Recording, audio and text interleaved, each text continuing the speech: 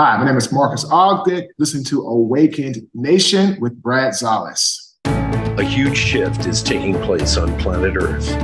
People seem to be waking up. Tired of the way things used to be, they are creating something brand new and changing the world we live in. My name is Brad Szollose, and I get to sit down with the next generation of idea makers, the disruptors, and the game changers. Everyday people, just like you and me, from all over, who are doing amazing things. Welcome to Awakened Nation. Hey, everybody. I have a great guest on today, Marques Ogden, NFL player, cool as hell. And guess what? Motivational speaker. But this is not a fluff story. Marques, welcome to the show. We're going to do a deep dive today. Am I right? We are. Thank you for having me on, Brad. I appreciate it. Absolutely. I love your story, man, because overcoming everything, failure, addiction, all this, it really takes a tenacity and a resilience that I don't think a lot of people get challenged about in this day and age. Am I correct on that? Oh, yeah, absolutely, Brad. I was reading something by Ed Miley talking about since COVID, a lot of people aren't talking about the grind and what you have to go through and the struggle and the hardships. And he's right. I mean, I work really, really hard and I'm blessed to have an amazing team, but it's a grind. I mean, it really is. I mean, our podcast is in the top 1% most popular. I'm sorry, it's in the top 1% in the world most popular. We've had on amazing guests. Nice. I'm actually interviewing today. Her name is Tyler Peck. She is the New York City principal ballet dancer for the New York City Ballet on Broadway. Wow. And we've interviewed some amazing people, but it's been hard. It's been a struggle. I got divorced last year. Well, I filed for divorce last July. And, it's been a really rough 18 months for me, like leaving the home after having to live with her for a few months, really difficult, tumultuous, very toxic environment, moved into an apartment, Brad, November of last year. I had just moved into my apartment. I had been there for about maybe 2 or 3 days at this point last year. I was just frustrated with everything going on in my household with my ex, or my soon-to-be ex.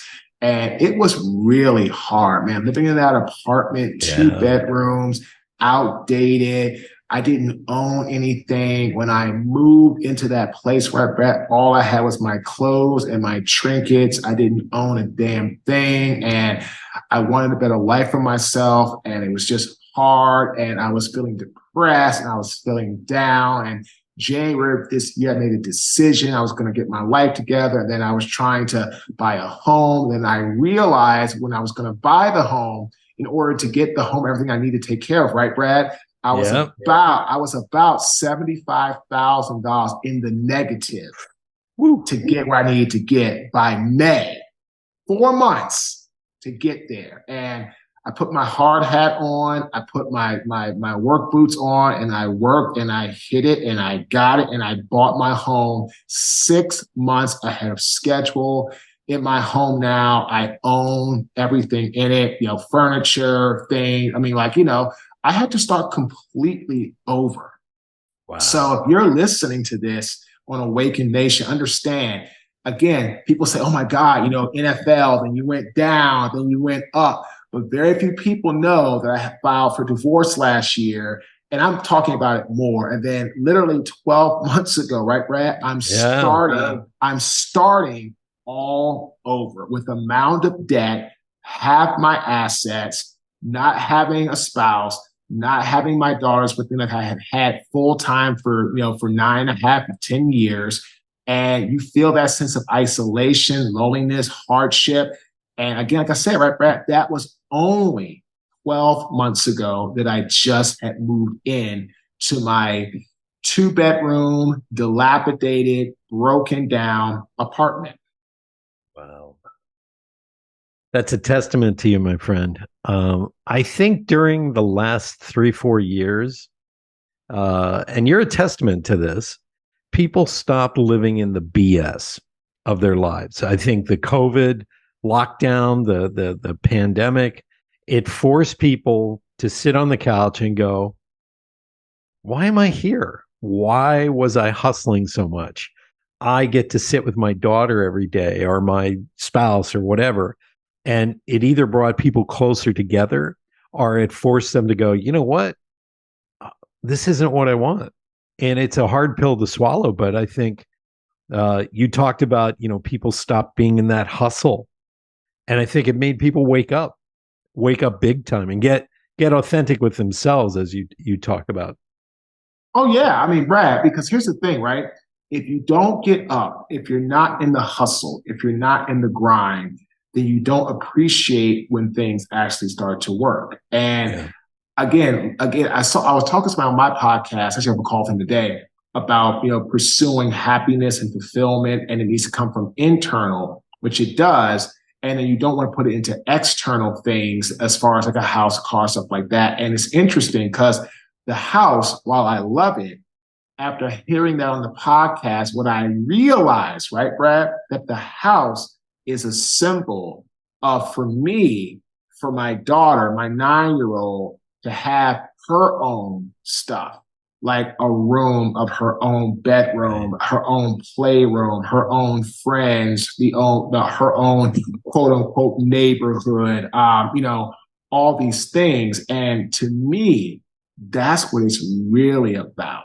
Right. And so like I work hard, I put myself in a position, very fortunate people like, our coaching, our speaking. And like I said, and it's interesting, we've gotten to this point, right, Brad, really with no real strong systems in place. Like, Right. I've learned that I've really worked hard, but when I'm seeing on other things, on the facets, that when I have systems in place, things get done a lot easier. So excited to continue to move in that direction, but also at the same time, right, Brad? Like I tell people, if you have systems but no hustle, then it doesn't make a difference because the systems are only going to work if you work.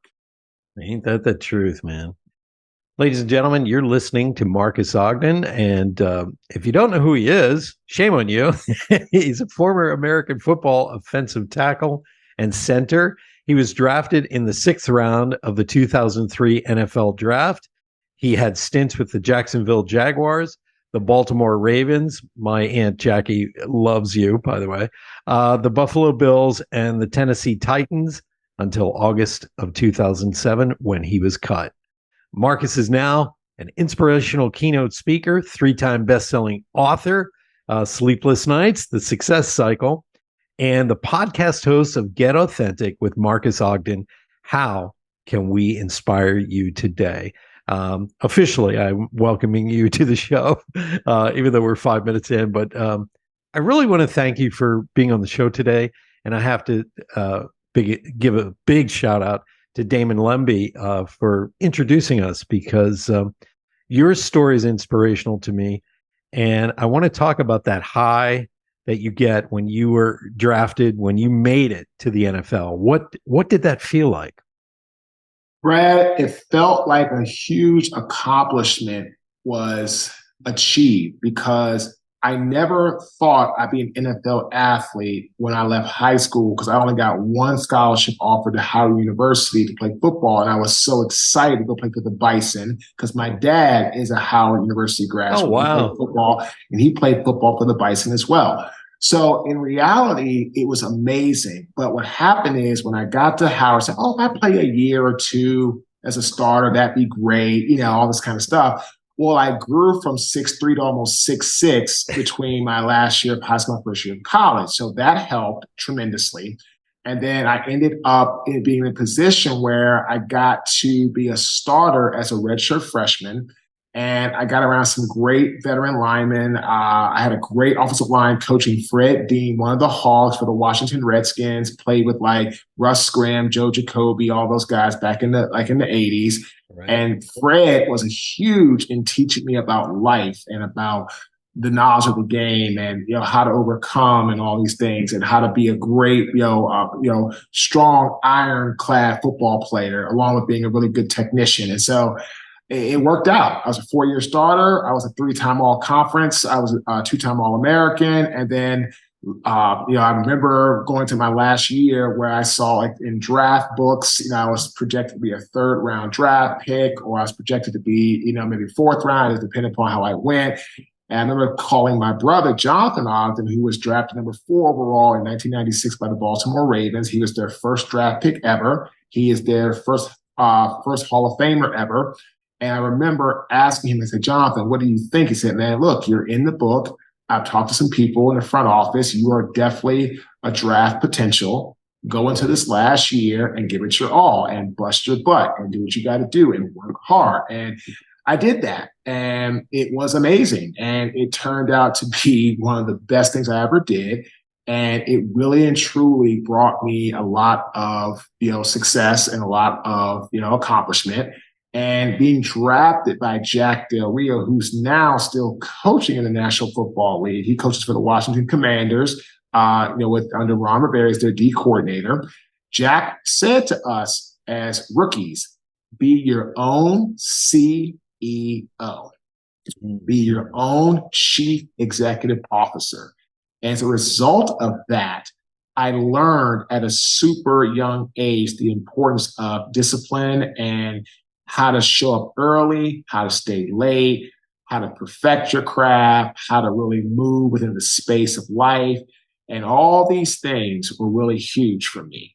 So what I hope, if you're listening, that you learn is that in life, it's a choice, right? And again, we all have these days. Like I said, the last 18 months of my life have been very, very hard. Been good days, but a lot more bad. It's been some ups, but a lot more downs. And, when I think about what I went through and what I, even in the last year to go from an apartment and then, like I said, 6 months after moving in, be in a position to pay down a tremendous amount of debt, pay my lawyer fees, pay my team, live my life, and then pay to move into my home, and then still not be strapped for cash after that, right? Yeah. I think about all I've had to do to get here. And like somebody told me, said, Marques, now you've gotten this far.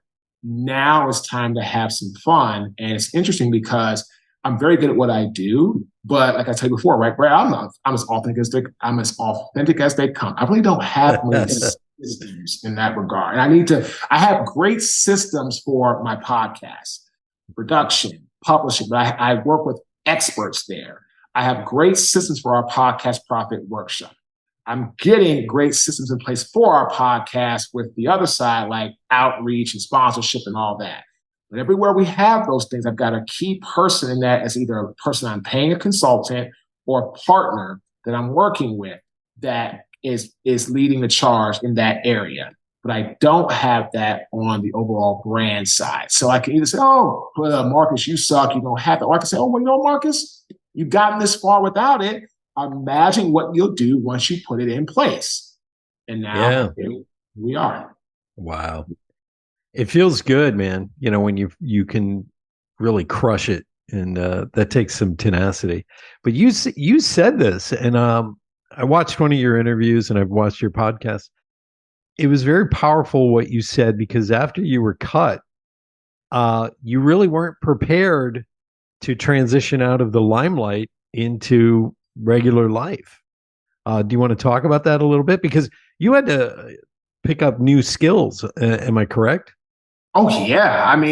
After being released, I got a settlement from the NFL. I had some back issues, and, I said to myself, okay, well, what's next? And I really had no plan. And for about 6 months, it was just constant with the painkillers, the alcohol, the addiction, but the painkillers was really, really big, right? Like the oxycodone, the hydrocodone, the Percocets, like anything to get away from the reality that I was no longer an NFL athlete, that I was a has-been, or I was-been, or I used to be.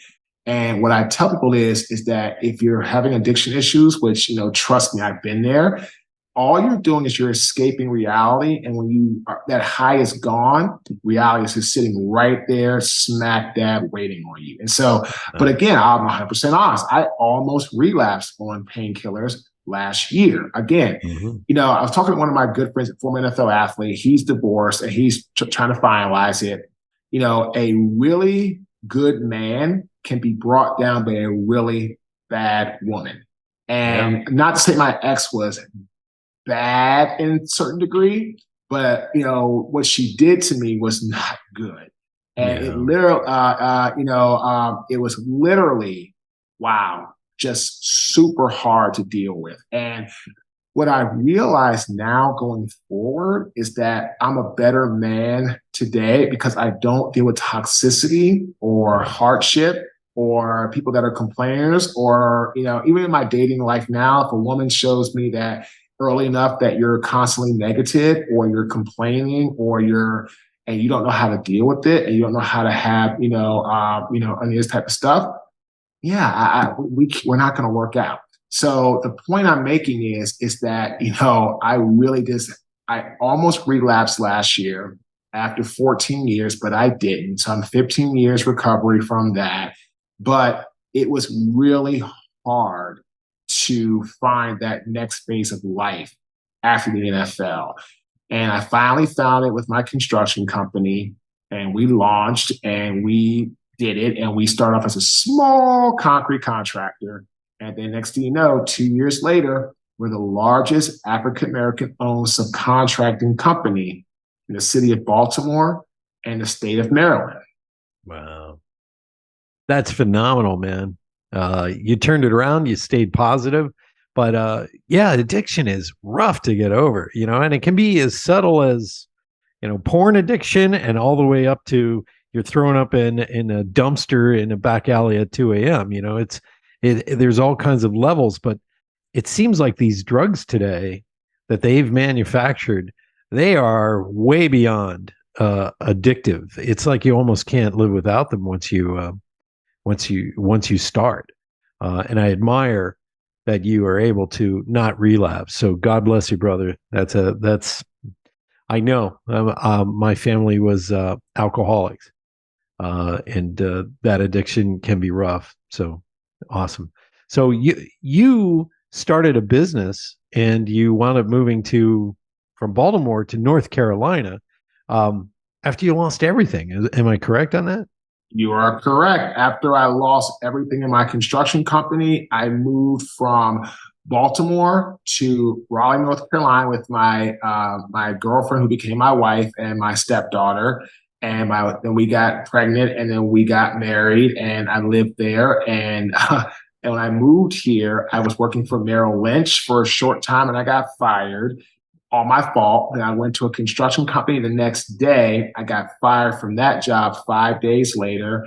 And the only job I could get, Brad, was a custodian working in downtown Raleigh from 10 p.m. until 5 a.m.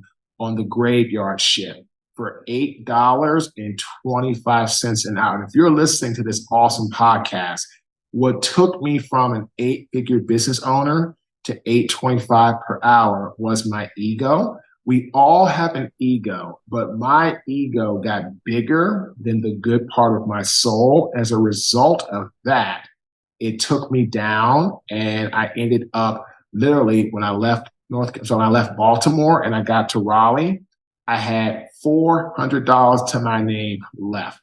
That's it. Wow. That's it. You said it though. And as men, we're taught to be the leaders. We're supposed to be in charge. And, when you are failing, the ego is the toughest thing to overcome, especially the male ego, because we're the macho man. We're not failing. We're pivoting. But yeah, you said this in your podcast, actually. You said if it wasn't for that job, you wouldn't have made it. Just having that $8 and whatever, $8.25 an hour job saved your butt. You were able to survive. Correct. And you know what's interesting? I made a note on my phone. I love these podcasts. I said it's used for my podcast. Is that without that job, I would have never woken up and realized that what was missing in my life was accountability, responsibility, and also what put me on that curve as a custodian when I had my rock bottom moment was lack of leadership. I literally allowed the company's success and all that we were making, all that we were doing to drive me to be a egocentric, just really negative, toxic a-hole. And because of that, my best people left. And again, in the book I'm reading right now called Scaling Up by Vern Harnish, it talks about what kills businesses from scaling or what kills business in general: lack of leadership, lack of infrastructure, and lack of marketing capacity. And looking at Caden, what killed us was totally me, which was lack of leadership. And I got to a point of contentment. I got to a point of, I'm going to just be okay and don't worry about it. All these things, right? And as a result of that, it put me in a process where I'm like, yep, literally, I'm going to be okay. All this is going to work. Don't even worry about it. And in reality, it was, Marques, wow, you put yourself here because you were really not focused on how to be a sound leader. You weren't focused on how to maintain great relationships with your people and your client base. You ended up here on this curve because you allowed money and fame and success and all the things that really don't matter to drive you and to be the root of why you do things. And it has now caught up with you. And you are exactly where you need to be right now on this curve with your head in your hands crying, because if you had not ended up here, you would have never, ever learned the cardinal rule of life, which is in business, never let your ego get bigger than the good part of your soul. Because if you do, you are screwed. You hit the nail on the head, man, because I've been there. I've been there where you look at the money and you go, well, I must be pretty darned awesome if I can make this happen. And I had taken my company public back in the day. And I had an ego. And we just thought we were hot stuff, me and my business partners. And I've learned through the school of hard knocks and failure and loss of money that that was just me as a soul being, as a human, being really immature. And I mean embarrassingly immature. And today, I hope I'm a little wiser. You know what I mean? Just a little bit wiser. So when you do have money, it's not wrapped in that, because if you put that as the standard, when you have money, you're happy. When you don't have money, you're not happy.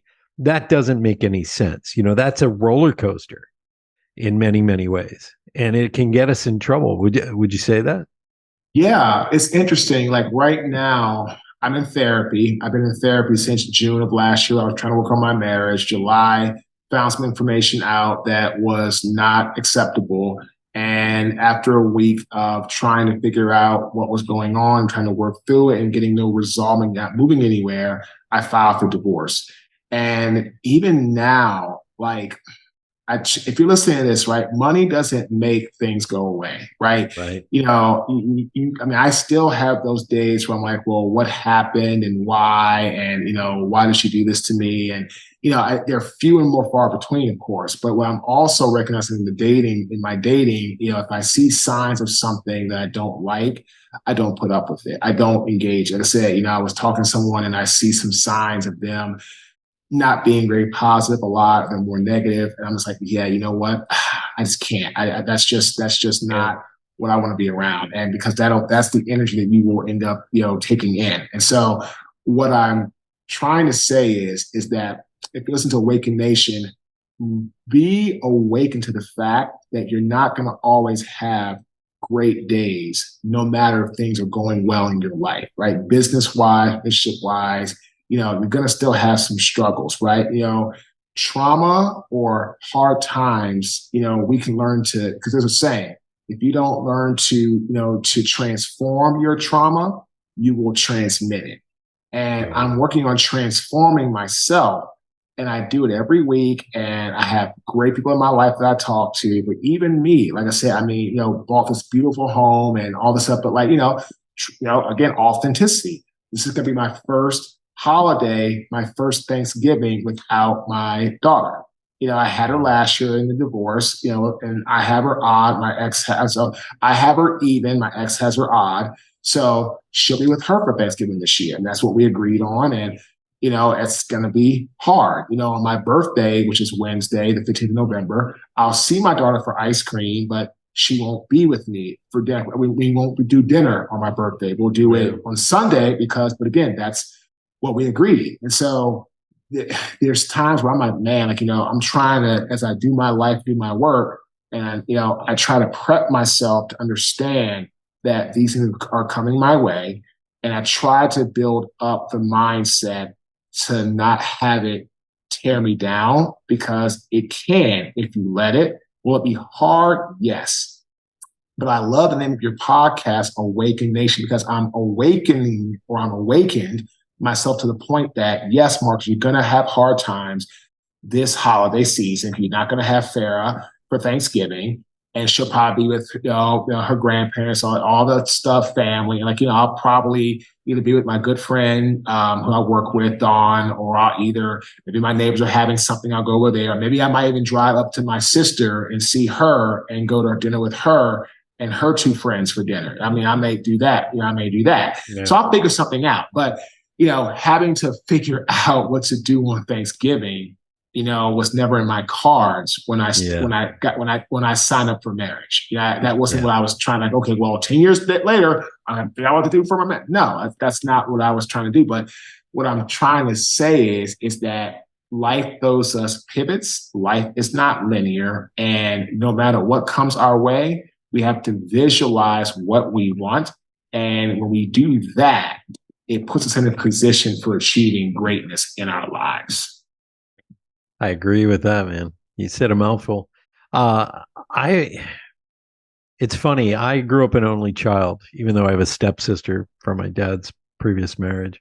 I was raised alone, and I got used to it, to the point where when I moved to New York City back in the early 80s, I had that first Thanksgiving alone, in the apartment. And I wasn't into cooking the way I am now. So I made a turkey sandwich and a bowl of soup.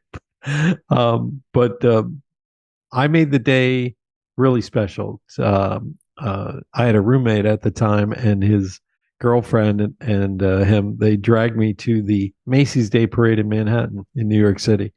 So had some great experiences, but being alone, especially as a man, I think is really a powerful thing for us, because we get reflective.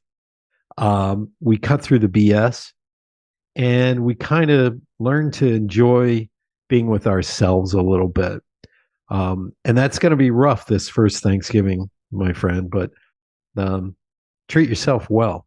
That's all I have to say. Well, no, that's why, I may ask my sister, if I want to go somewhere, because they're going to Ruth Chris for dinner. So maybe I'll do that. Maybe I'll take myself to Ruth Chris for dinner, for steak or something like that. And, just me, or again, if my neighbors are having something, maybe I'll, stop by and see some of them, or, friends or whatever. So I'll try to figure out who's doing something, and just try to do the best I can to realize that, and this is what I try to tell myself, that I didn't put myself here. I just, again, like I said, something happened where I had to make a decision. Either I'm going to try to work through this and potentially be unhappy for the rest of my life, or I have to make a stand and make a move and be unhappy for a little while, but then hopefully find a woman that I can be with, that values what I value, and we're all going to move in the right direction. So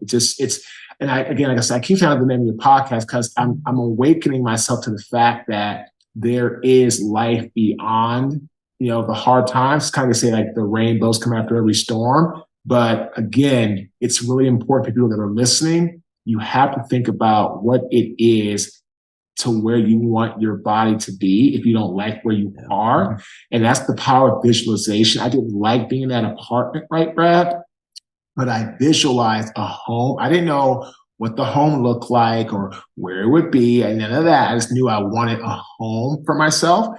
And, with a lot of hard work, dedication, sacrifice, and just really digging in, I was able to achieve that 6 months early. And again, that's why I tell you by the end of the day, if you're visualizing where you want to be and you're doing it consistently with the right type of open mind approach, it can work. And eventually your body will catch up to what and where your mind wants your body to eventually be. Yeah. Your mind is a powerful tool, and I don't feel enough people understand its abilities.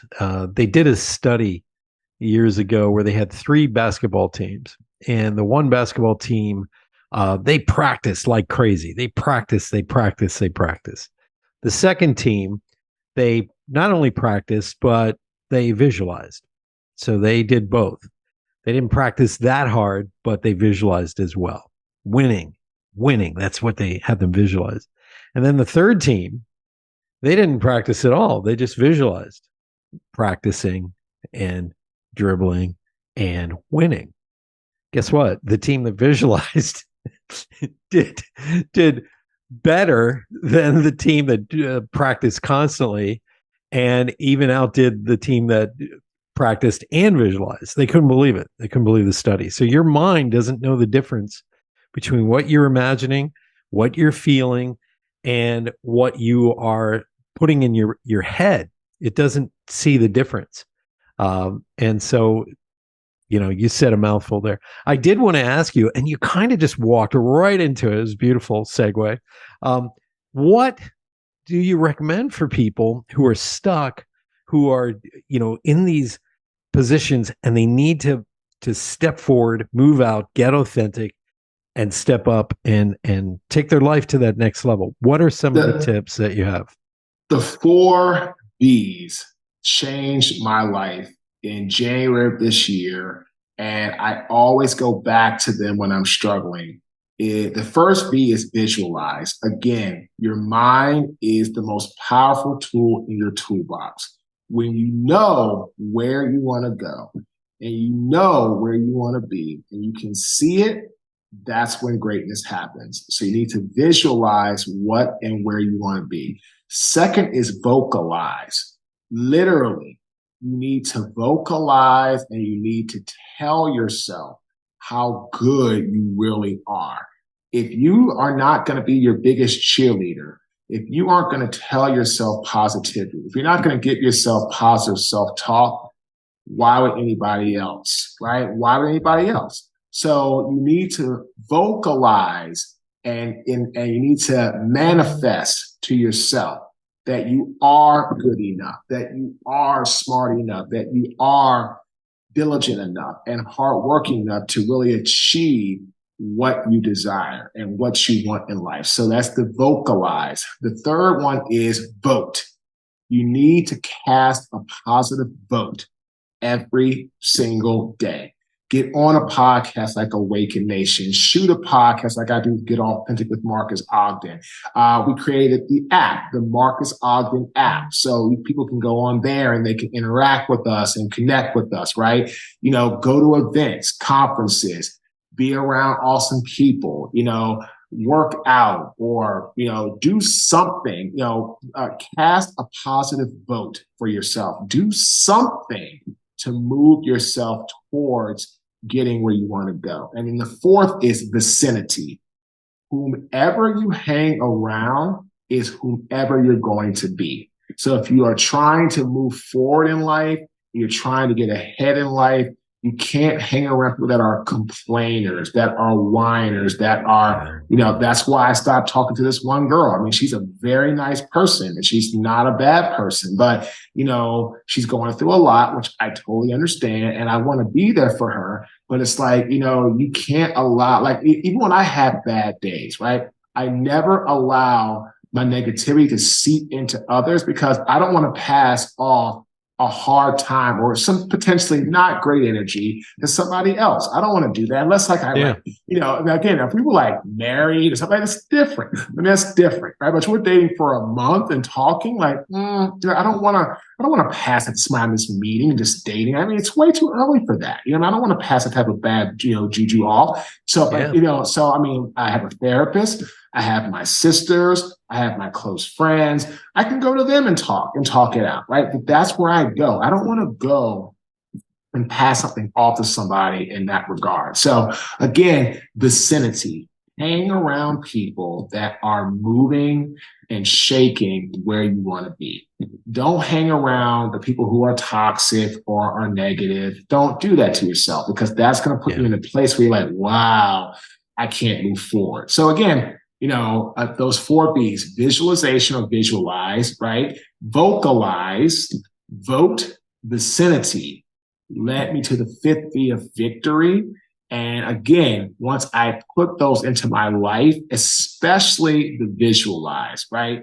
If you really want to change where you are, your mind has to take that first step in getting there. And once it does, everything else you're working for or working towards can start to manifest itself for you going forward. What do you say to people who on this the visualization? I'm a huge fan of that, by the way. What do you tell people who they're visualizing $1 million, they're visualizing $1 million, but they could never really, in their heart of heart, imagine that they could make $1 million? What do you say to people like that? So you want to visualize something, but the next token, you need to work on what are the action steps to get there, which goes into vocalize, to vote, to vicinity. And so if you want to make $1 million, what are you going to do? Are you going to actually talk to people? You're actually going to start to do business. You're actually going to start getting out of your own way. So visualization without direction is just a thought, right? And then having a thought without visualization is no purpose. Like you're just out there wanting to do something, but you know how you're going to get it done. So you need to have a really strong purpose and idea of what you're going to do and how you're going to move forward. And so what I tell people is the following: if you really want something, this is a great quote by General Dwight D. Eisenhower: plans mean nothing. Planning is everything. My quote is, your plan needs a plan. So again, what good is it to visualize something with no plan, right? And if you have a plan, what is your plan's plan, right? So this is how I've got a plan. Well, what is the plan, right? For me, I want to buy a new house. Okay, well, work hard with the podcast, try to close more sponsors, create a stream of income for yourself, continue to do great with your speaking, talk to your mortgage person, talk to your realtor, talk to your team, execute on this job, execute on that job. And as a result of doing these things, it started to compile and make more value to people, help more people, which did what? Help us make more money, help me be in a better position. And I was able to buy my house. Not just buy my house. I've been in for 5 months. Every room has furniture. Now I've got to buy some other small stuff, accent piece, stuff like that, but for the most part, for a single guy living in every room's got furniture, sofas, couches, stuff in the kitchen. I bought a nice dining room table. Office is full. My bedroom, guest bedroom's got its bed, mine, my daughter's. So like every room is livable. Now, is it finished? No. But it's livable beyond just like minor stuff, and it's huge, in that regard. God bless you, man. That's fantastic. Rules to live by, a plan, and also take action. I also recommend everybody that you listen to or watch Marcus's podcast. Here, I'll give you a real example of it right here. We'll listen to it. I want to talk about, from the book Strategic Influence that Gary wrote, which is an amazing book, the importance of accountability, okay? Accountability is an internal promise that you make to yourself to do what is necessary to achieve success. If you want to be accountable, like Gary talked about in his book, master these 3 things. Number 1, when it comes to accountability, develop an accountability mirror. Again, develop an accountability mirror. What that means is you can't lie to yourself. Second thing, get an accountability partner. Get someone you can talk to every day, every other day, every week that's going to hold you accountable. And the last thing, and my gosh, you don't get anything, give this. Check your ego at door. Ego is the biggest killer of people's success. You know what's so dangerous about an ego? You can't see it. You can't feel it. If you're not paying attention, you don't know it's there. But if your ego takes over you, you can be accountable to no one. I love that your motivational take on things because you're right. You have to be positive. That doesn't mean you're in denial. Okay. But you have to have positivity in your life, because if you don't, man, when you go through those rough moments where you have to make a real decision, a heavy decision, you better have people around you that are like, you can do this. Let me ask you this question. What is your why? As men, I feel the big why that we tell ourselves is we're trying to be that provider for our family, and we're trying to give our family a better opportunity than we had. And my legacy for my daughters is to give them a better life than I had starting out. And, I really want to make sure they have all the opportunities and chances that I didn't have. And that's kind of why I moved here into this where I'm at. I mean, I love my home, and I really love the fact when I was talking to my podcast about the why and the fulfillment, because in reality, the home is awesome. But what it gives to my daughter and what it gives to me is a place that I feel I'm providing for her. And then she feels that she's able to live life and have friends and watch her stuff grow up. And I'm going to be here. I'm not leaving anytime soon. Yeah. So it's giving her that sense of security that she's in a good area, in a good place. And so with regards to that, it makes me feel that the why behind why I do what I do is to give her her best possible life and her best possible start. And that really fulfills me as I'm moving forward what I do with my life and my brand overall. Yeah. I love that question. What is your why? And thank you for answering that. Okay. We have a short amount of time left. I love to do a lightning round where I ask you some deeper questions about yourself, so my audience gets to know you better. But how do we reach out to you? Where do we go to get a hold of you, Marques? You can go to a couple different links. We have a website link, www.marques, which is MARQUES, Ogden, OGDEN.com. We also have a link called Marques 360. So www.marques, MARQUES360.com. And you can also just shoot me an email, marques@marquesogden.com, and reach out to us. We'd love to connect with you. And also you can download our app, the Marques Ogden app. If you have an Apple or an Android phone, let's go to your app store, type in my name, and that'll pop up. You can follow, you can subscribe, and we put out great content there that's exclusive, all that kind of great stuff. Awesome. Reach out, my friends. Marques is a great guy. All right. You ready? I'm going to ask you. What pisses you off? People that don't follow through. That's a good one.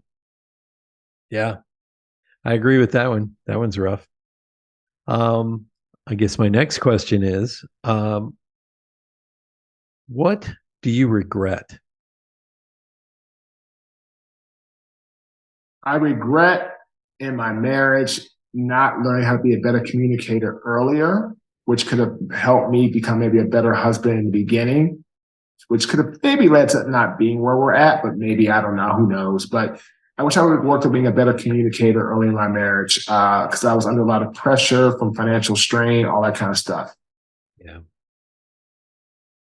And my last question is, Marques, what is your favorite memory of everything you've done? What's your favorite memory? Wow. I would have to say being drafted for the NFL by the Jaguars when I saw my name pop across the screen on ESPN. Yeah. All that kind of stuff. That's amazing. I mean, it's like, are you from a small town? Oh yeah, absolutely. So I'm from a small town as well. And when you you achieve these things. Well, I'm from Washington, D.C., but I grew up in a lot of areas like around that were small little areas of like Maryland and D.C., but I grew up in D.C. Yeah. It's almost like you set the tone for a goal, and when the bigger stuff just comes along, you're like, wow, I did not anticipate this. I did not know this was possible for me. And it's almost like you set up the intention, but the intention became so big. That's how it looks to me anyways. And you even said it. You didn't think you were going to, play professional football at all. Oh, no, I did not. I mean, you get one scholarship offer after high school and that's it. I was just, and I still am so grateful to Howard University for giving me that opportunity that no other school gave me. Nobody thought I could play football after no D3 schools, no D2 schools, no other 1AA, and no Division I offers, no 1A offers, zero. And Howard was the only one that did. And I tell everybody, without Howard, I'm not where I'm at today. There's just no way. Yeah. Fantastic school. It's part of the historical Black colleges and universities. And I've met the president of Howard University, really charismatic guy. Oh, Howard's awesome. It is phenomenal. Polished. That was the one thing I noticed. Kids who come out of there. I'm going to ask you one more question. What is the one thing that you feel has gotten you through everything in your life? That was interesting. My father's love got me through everything because we were raised by a single dad. The amount of love that he showed me and my brother as our friend, our confidant, our supporter, our Mr. Everything, it literally changed my life. So my dad's love is absolutely, is huge in that regard. I think there's a daughter out there that's going to say the same thing about you someday, because you're passing it on. I love my 9-year-old, man. I have a 19-year-old stepdaughter who's it's huge, and I mean it's huge. She's awesome in my life, but both my girls in that regard are great. Yeah. Now I understand why you want to be such a good dad, my friend. So. Ladies and gentlemen, please reach out to Marques, marquesogden.com. Look at his podcast. It's phenomenal. I saw it you're on YouTube, but you're on all the other platforms as well. Oh, Spotify, Spotify, Apple, Google, iHeart, Stitcher. Yeah, you name it. Yep. Yeah, go in there and watch Get Authentic. There's a lot of really great nuggets of wisdom in there. And Marques, thank you so much for being on Awakened Nation today, my friend. Thank you. Thanks for having me on, my friend. I appreciate it. You got it. Hey, everybody, tune in next week. Bye-bye for now. Thank you so much for being a big part of the Awakened Nation movement. This is how you can help me and our extraordinary guests. If you guys enjoyed this episode, please share it out on Facebook, Twitter, and Instagram. And let's grow this movement by word of mouth. Our success will be because of you. Thank you, and see you next week.